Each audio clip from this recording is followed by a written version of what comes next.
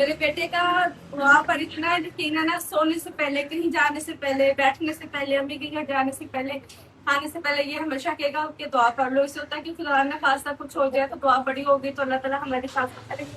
अभी यान टिकट देखेंगे। आओ यान भाई, कितने दिन भाई रहने हैं? ये तो एक वैसे भाई रखे हुए हैं, उसको ही पता है।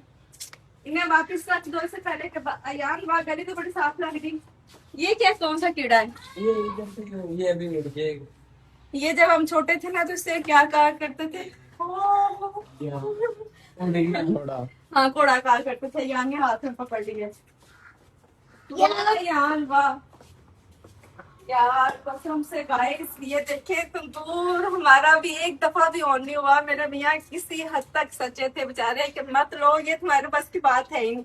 अयान कब इसमें रोटियां बनाएंगे? बात ये अयान शुरू हो गया है,